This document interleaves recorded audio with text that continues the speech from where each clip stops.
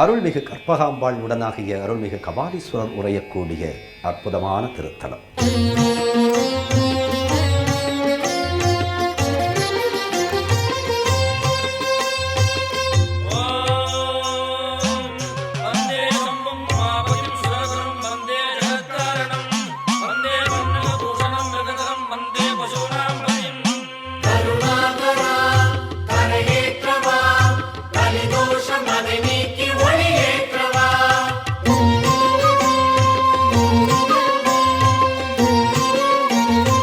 அருள்மிகு கற்பகாம்பாள் உடனாகிய அருள்மிகு கபாலீஸ்வரர் ஆலயத்தினுடைய பிரம்மோற்சவ பெருவிழாவில் திருமுலைப்பால் திருவிழா.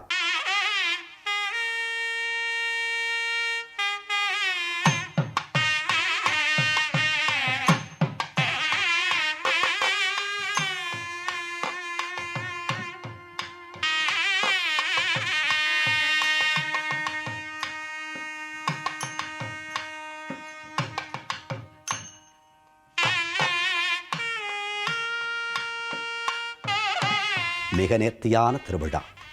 சீர்காழி திருக்குளத்தில் சிறுவன் சம்பந்தன் அப்பாவை காணாமல் அம்மையே அப்பா என கூக்குரல் இட்டு அழ அம்பிகையை அழைத்து ஈசன் தங்கக் கிண்ணத்தில் திருமுலைப்பாலையும் சுரந்து கொடு என கட்டளையிட்ட நிகழ்வு திருமயிலை திருத்தலத்தில் நடைபெறுகிறது. அற்புத நிகழ்வு. ஆம், அந்த ஞானப்பால் பெற்ற குழந்தை அதுவரையிலும் சம்பந்தனாக இருந்தவன் ஞான சம்பந்தனாக திருஞான சம்பந்தனாக உருமாறி உலகோர்க்கு சிவபரம்பொருளினுடைய தத்துவத்தை முதல் 3 பதிகங்களை வழங்கக்கூடிய வண்ணம், முதல் 3 திருமுறைகளை வழங்கக்கூடிய வண்ணம் உருமாறிய தருணம் அந்த இனிய தருணம்.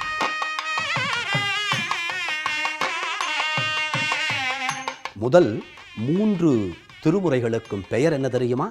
திருக்கடைக்காப்பு என்பது பெயர்.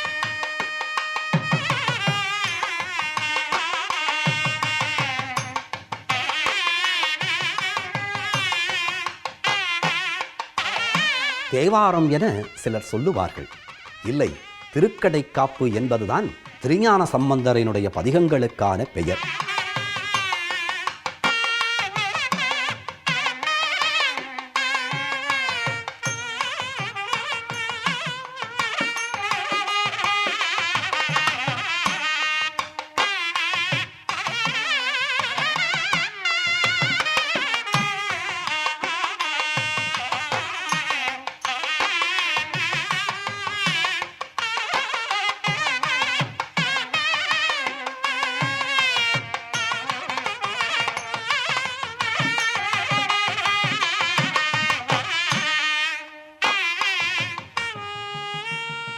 ஒவ்வொரு பதிகத்தினுடைய இறுதியிலும் இந்த பதிகத்தை படித்தால் என்ன பலன் கிடைக்கும் என வடமொழியிலே பலஸ்ருதி என்று ஒன்றை சொல்லுவார்கள் அல்லவா? அப்படி பதிகத்தை படித்தால் என்ன பலன் கிடைக்கும் என்று சொன்ன திருமறை முதல் 3 திருமுறை. அந்த திருமுறையை வழங்கிய ஞான சம்பந்தன் திருஞான சம்பந்தனாக உருமாறிய வரலாறுதான் திருமுலைப்பால் திருவிழா.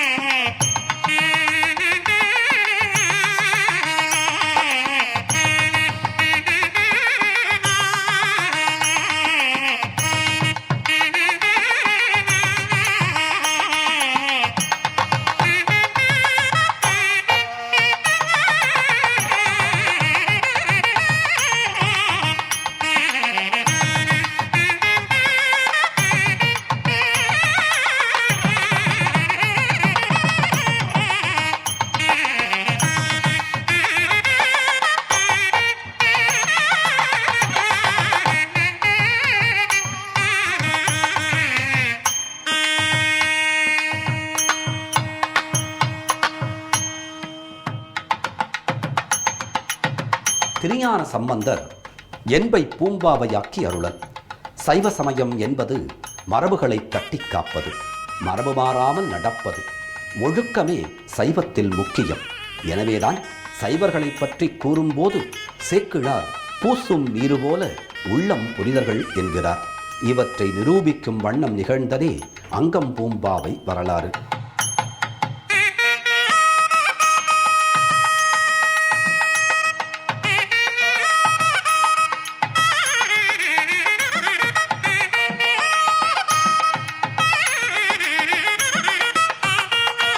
ஞானசம்பந்த பெருமானுக்கு என திருமயிலை சிவனேசன் செட்டியாரால் வளர்க்கப்பட்ட அவரது மகள் பூம்பாவை பாம்பு தீண்டி இறந்துவிட பின்பொரு கால் ஞானசம்பந்தர் திருமயிலைக்கு எழுந்தருளிய போது பூம்பாவையின் உடலெரித்த அஸ்தி சாம்பலை காட்டி அப்பெருமான் திருமுன்பு வைத்து செட்டியார் வணங்கி செய்தியை கூறி நிற்க திருஞான சம்பந்தர் பூம்பாவை பதிகம் பாடி அவளை உயிர்ப்பித்தார்.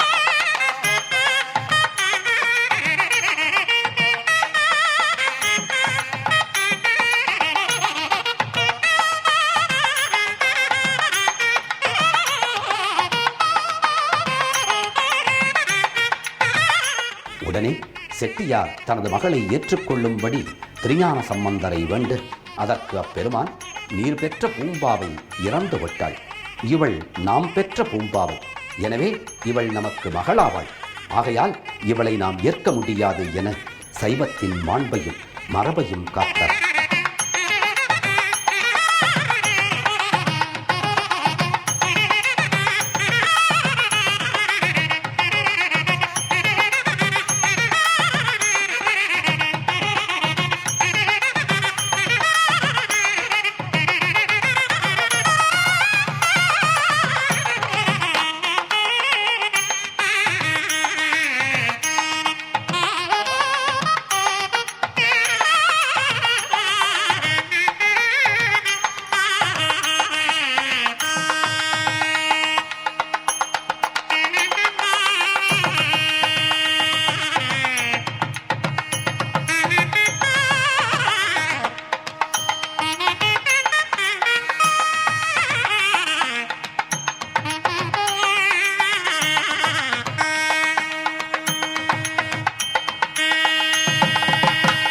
வரலாற்றை நினைவுகூறவே 8ஆம் நாள் காலையில் கபாலி தீர்த்த குளத்தின் மேற்கு கரையில் ஐதீக விழாவாக அங்கம் பூம்பாவையை எழுப்புதல் விழா நடத்தப்பெறுகிறது.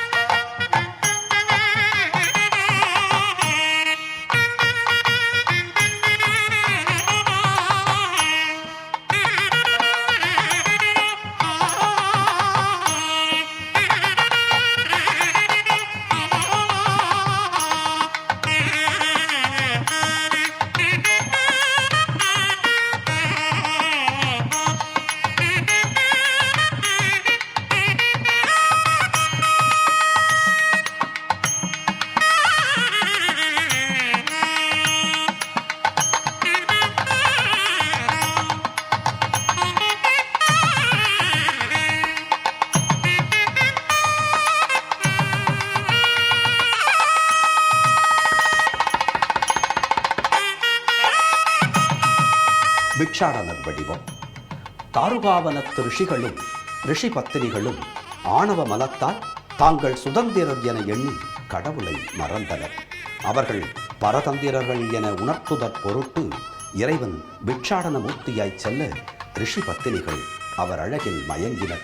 அவர்களின் இவ்விரண்டு செயல்களாலும் ரிஷிகளும் அவர்தம் பத்தினிமார்களும் சுதந்திரர் அல்ல, பரதந்திரர்களே என அவர்களை உணரச் செய்து பரமன் மறைந்தருளினான். இவ்வனுக்கிரக பராக்கிரம கோலமே பிட்சாடன கோலமாகும்.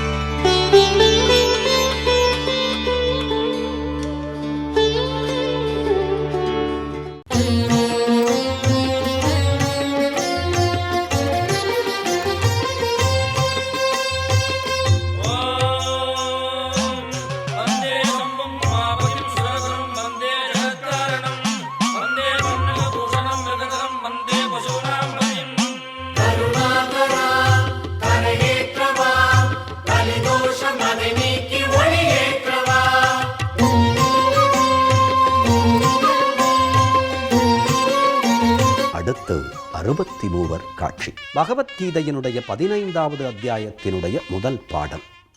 ஊர்த்வமூலம் அதச்சாகம் அஸ்வத்தம் பிராகுரவ்யயம் சந்தாம்சி யஸ்ய பர்ணானி யஸ்தம் வேதச வேதவிது. ஆன்மாக்கள் எல்லாம் தலைகீழாக தொங்கும் மரங்கள். இந்த தலைகீழாக தொங்கக்கூடிய மரங்களுக்கு வேர் எப்படி இருக்கும்? இதுவரையிலும் மரங்களை நாம் எப்படி பார்த்திருக்கிறோம்? வேர் கீழாகவும் மரம் மேலாகவும் நிற்கக்கூடிய காட்சியை பார்த்திருக்கிறோம். ஆனால் பகவத்கீதை தனியாக ஒரு மரத்தை சொல்கிறது. என்ன மரம் என்று சொன்னால், வேர்களெல்லாம் மேலே இருக்கின்றன, கிளைகள் கீழ்நோக்கி இருக்கின்றன. சந்தேகமாக இருக்கிறதே, மரம் எப்படி முளைக்கும் என்று நீங்கள் கேட்கலாம். தாவரவியல் தத்துவத்தின்படி அல்ல இது. இது வாழ்வியல் தத்துவத்தின்படி. நீங்கள் நன்மையை செய்தால் அந்த வேரில், உங்களுக்கு மேலே இருக்கக்கூடிய வேரில் நன்னீர் கிடைக்கும். தீமையை செய்தீர்கள் என்று சொன்னால் துன்பம் வாய்க்கும். இந்த ஆன்மாக்கள் உய்வு பெற 63 நாயன்மார்களாக எந்த விதமான ஏற்ற இரக்கமும் காட்டாமல் உயிர்கள் அனைத்தும் ஒன்று, பிறப்புக்கும் எல்லா உயிர்க்கும் சிறப்பொவ்வா செய்தொழில் வெற்றுமையான் என்ற வள்ளுவத்தின் வாக்கிற்கு ஒப்ப 63 நாயன்மார்களும் எந்த குலமானாலும் சரி, எந்த கோத்திரமானாலும் சரி, செய்யும் தொழில் எதுவானாலும் சரி, அதன் பயன் ஈசனை வணங்குதலே என்பதை சொல்வதுதான் 63 திருவிழா.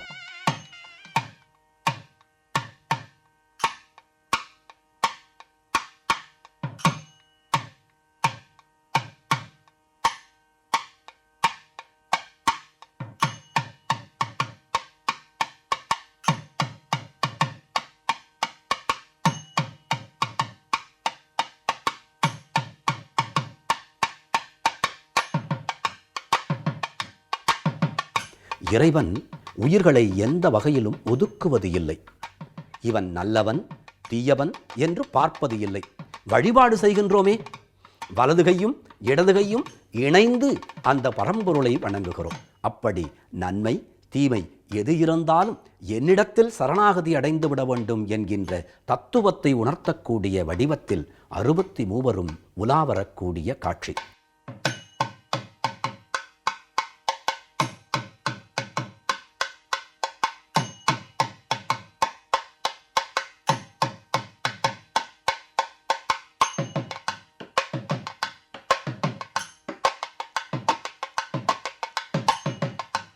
பொதுவாக வேறொருவர் கொடுக்கக்கூடிய உணவுகளை உண்ணக்கூடாது. இது மரபு. மற்றவர்கள் தருகின்ற உணவுப் பொருள்களை வாங்கி உண்ணக்கூடாது என்பது சைவ மரபு. ஆனால் 63 திருவிழாவில் யார் கொடுத்தாலும் பெறலாம், யாரும் உண்ணலாம் என்கின்ற ஒரு பொது நிலைப்பாட்டை காண முடிகிறது. என்ன பொருள் தெரியுமா? அந்த உணவை கொடுப்பவனாகவும் சிவபெருமான் இருக்கிறான், பெறுபவனாகவும் சிவபெருமானே இருக்கிறான். எங்கிருந்து எடுக்கப்பட்டதோ அங்கேயே கொடுக்கப்படுகின்றது. அவனே பெறுகிறான், அவனே கொடுக்கின்றான் என்கின்ற உயரிய நிலையை விளக்கக்கூடிய 63 திருவிழா.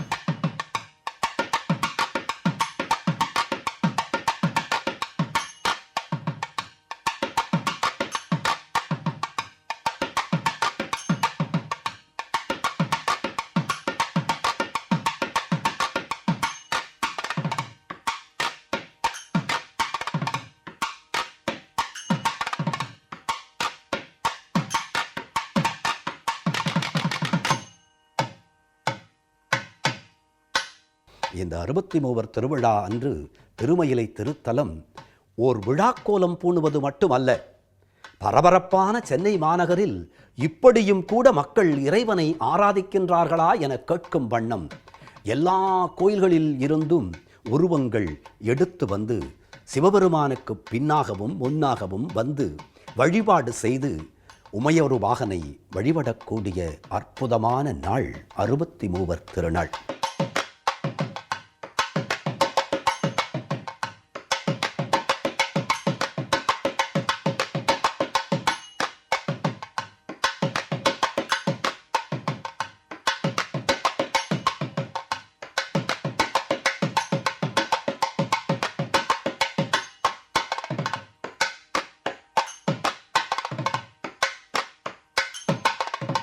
நீங்கள் இந்த ஆண்டு காணவில்லை என ஏங்கினால் அடுத்த ஆண்டு காண்பதற்கு வெள்ளோட்டமாக இதோ புதுயுகம் 63 நாயன்மார்களோடு இறைவன் உலாவரும் காட்சியை உங்கள் கண்முன் விரித்து கொண்டிருக்கிறது.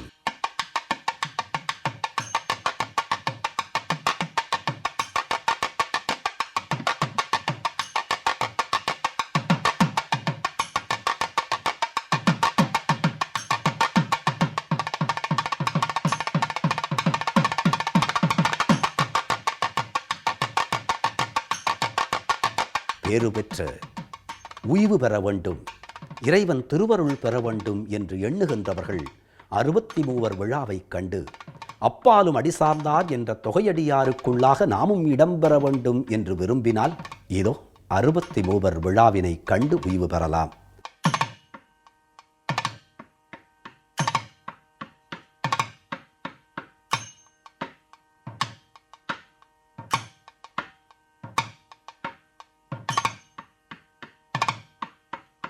வீடு என்று சொன்னால் அதில் உயிர்கள் இருக்க வேண்டும். ஒரு பள்ளிக்கூடம் என்று சொன்னால் அங்கே மாணவர்கள் இருக்க வேண்டும். ஒரு நிர்வாகம் என்று சொன்னால் அங்கே பணியாளர்கள் இருக்க வேண்டும். ஒரு கோயில் என்று சொன்னால் அடியார் பெருமக்களினுடைய கூட்டம் இருக்க வேண்டும். அப்படி 63 அடியார் பெருமக்களோடு தொகையடியார்கள் 9 பேர், மொத்தம் 72 அடியார் கூட்டங்களோடு 63 விழா இதோ சீரோடும் சிறப்போடும் 4 மாட வீதிகளில் உமையொரு வாகனோடு பயணிக்கக்கூடிய அற்புதமான காட்சி 63 திருவிழா.